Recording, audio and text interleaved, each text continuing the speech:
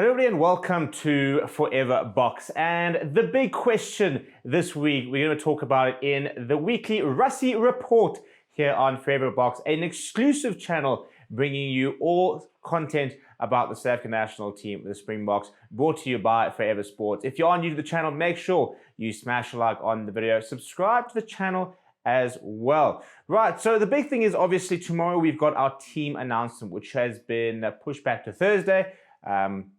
Much like last week, it's 2 days before the game, which is the norm, really. Now, traditionally, South Africa have been naming it, on a Tuesday for a Saturday game, potentially even a Monday or Wednesday for a Sunday game, and the likes. So we are going back to sort of the traditional team announcement, and a lot of that sort of creates a speculation. Why are we doing that? Are we doing that because of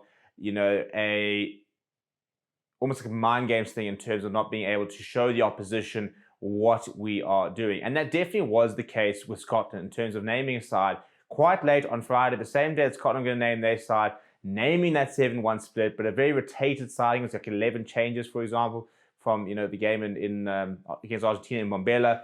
Now, this week, we expect to see a much more orthodox Springbok side. Probably the likes of Peter du Toit back in the mix, starting Sia Khaleesi, probably finally see like Columbus Reinach starting. The centers probably go back to being Damien De Lindy, JC Creel.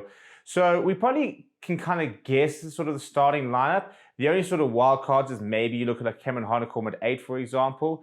Maybe you start a Malcolm Marx at 2, Bongi Manambi off the bench type of thing. Well, I don't really think so. Now, the big question we want to talk about today is 6-2, 7-1, 5-3. Last week, we saw the 7-1 split deployed by Rassie Erasmus for the first time since the Rugby World Cup. Traditionally, we've gone with 6-2 this year. We have had a couple of 5-3s, for example, and it kind of all depends on the makeup of the team, especially, for example, injuries during the week and whether there are any sort of niggles and the likes like that. And, also what the opposition is going to bring. Where are we looking to try and gain that extra advantage against the opposition, that final sort of 20 minutes period, where the bomb squad, if you like, comes into their own when they come off the bench. So if you look at last year's semi-final against England, where we won rather than lose, we won by just a single point. We actually went with a 5-3 split. The split that saw Cobus Reinach, Andre Pollard, and Villiers all coming off the bench as 3 backline players. So obviously a week later, we went to a 7-1 in one of the biggest, boldest World Cup final calls ever. What do we do this week? Now, I personally don't think we're going to see a 7-1 split once again. I do think that last week, we obviously identified the Scottish pack as a place where we could really dominate, and a place where maybe they didn't have the kind of depth that the Boks do. I also think that, to be honest, this weekend the pack battle will be the big one.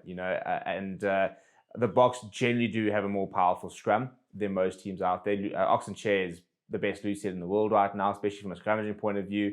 And my personal feel is I think we're going to go with a 6-2.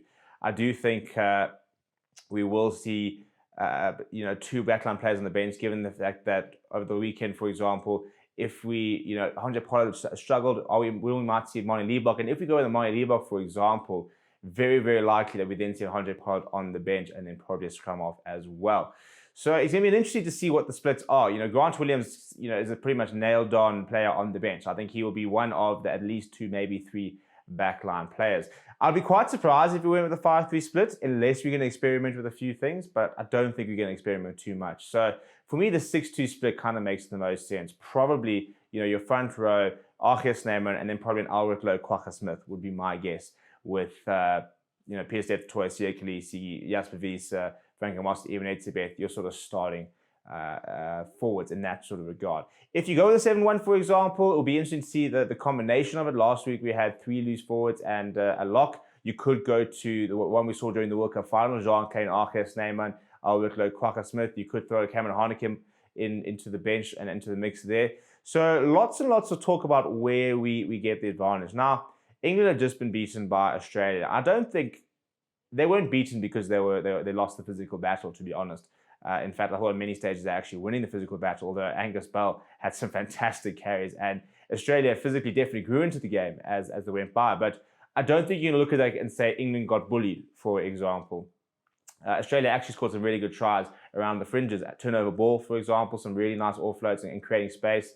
So I don't think, you didn't look at the game and be like, in the last 2 weeks, the England pack has really not coped, therefore we're going to completely overload them, and that's how we're going to beat them.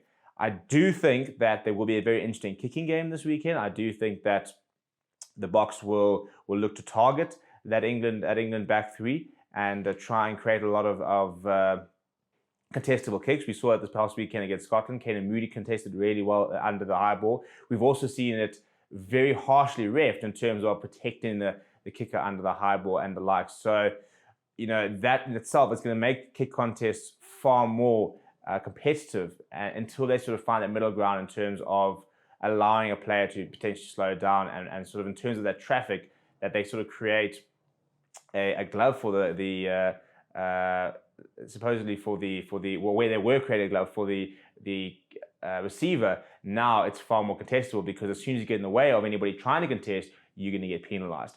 So in that sort of regard, that's almost sort of makes it seem that somebody like a Canan Moodie, for example, can get into the mix. But I also think Apelele Fassi, for example, then become very important this weekend. Now, if Apelele Fassi, for example, is starting at 15, you then probably want to have somebody like a Mali Bok starting at 10, that playmaker type of player. And if you've got Mali Bok starting at 10, for example, do you then want Jaden Hendrickse at 9 as a goal-kicking option? So lots of different tactics. Similarly, for example, how do we want to win the game? Are we looking to try and score tries, win the game like that? Do we want Mali Bok creating tries, going for the corner, putting us right on the England doorstep and then looking to that pack to try and win more tries, for example, scrum tries and the likes of that? Or are we looking for the pressure game? Are we looking to win penalties at the scrum time and have Pollard just kick threes the entire game? So game plan also obviously comes into the mix as well. My personal feel is a 6-2 split. What do you think? Let me know down in the comments below. Smash a like on the video, subscribe to the channel. We will have a reaction video looking into that Bok team tomorrow on the channel, as well as the team profiles, regards to age, weight, the whole thing, as well as a whole bunch of content specifically made for the Forever Boks channel.